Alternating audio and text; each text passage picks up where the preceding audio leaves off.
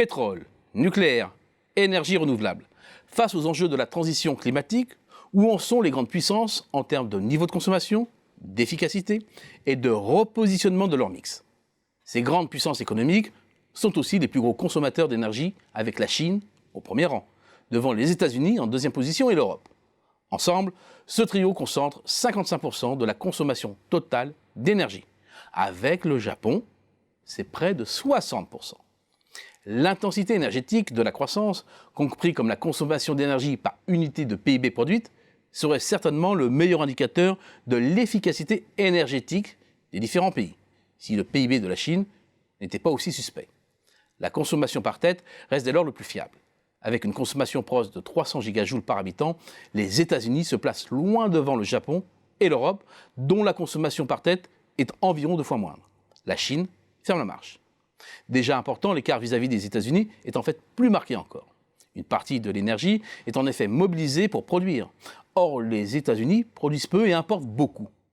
Un bilan énergétique complet et plus juste devrait intégrer cette énergie grise contenue dans les biens importés. En dynamique, les performances des pays avancés sont finalement assez proches.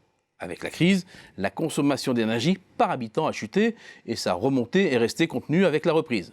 Finalement, en 15 ans, le recul est compris entre 8 et 11%. Avec cette précision, partant de beaucoup plus bas, il est plus dur de restreindre la consommation d'énergie en Europe qu'aux États-Unis. La Chine est hors concours. En plein développement, sa consommation par tête a plus que doublé depuis 2003. Le bouquet énergétique, compris comme la répartition des différentes sources d'énergie primaire consommées, est un élément important du match. Le recours aux énergies fossiles reste écrasant dans toutes les régions. Cela s'explique notamment par l'importance du transport routier, mais pas seulement. Il faut se pencher sur le mix électrique pour affiner l'analyse et expliquer certains écarts. 4 enseignements. Le premier, les voitures électriques en Chine roulent en fait au charbon. Évidemment, c'est un raccourci, mais c'est un fait. Depuis 2015 et les accords de Paris, plus de la moitié de la hausse de la consommation d'électricité en Chine est issue du charbon. Rien de plus normal, la Chine en est le premier producteur mondial, ce qui lui permet de générer une électricité bon marché.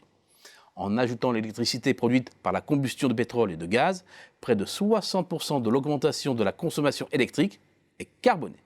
C'est à rebours des discours officiels concernant l'essor du solaire ou de l'éolien. À noter aussi le développement de la filière nucléaire qui n'existait pas même il y a 30 ans. Deuxième enseignement, malgré le bouleversement de son mix électrique, l'électricité américaine repose encore pour près des 2/3 sur des combustibles fossiles. Certes, la part du charbon s'est effondrée de 25 points, mais c'est sous l'impact de l'envolée de l'exploitation des hydrocarbures de schiste, en hausse de 20 points, et 1 degré moindre de la montée progressive de la filière renouvelable. Troisième enseignement, sortir précipitamment du nucléaire conduit à l'explosion de l'électricité carbonée. Après la catastrophe de Fukushima en 2011, le Japon a connu un chamboulement de son mix électrique avec l'effondrement de la part du nucléaire, beaucoup plus remplacé par la combustion de pétrole, de gaz et de charbon que par les énergies renouvelables, même si elles sont en progression. Quatrième enseignement, l'Europe affiche le bilan le moins carboné. Elle le doit pour beaucoup à la part du nucléaire, avec la France en tête de proue. Mais cette part se réduit. Elle le doit aussi à la montée en force des énergies renouvelables. Mais attention, en ayant le nucléaire honteux, le risque est bien de basculer vers les énergies fossiles.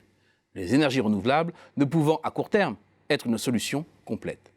Le risque serait alors de voir remonter les émissions de CO2 par habitant alors que c'est en Europe qu'elles sont les plus faibles.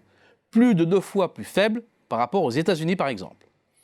Amélioration de l'efficacité énergétique, décarbonisation du mix énergétique afin de limiter le réchauffement climatique se sont imposés comme 2 axes forts des politiques énergétiques des grandes puissances économiques.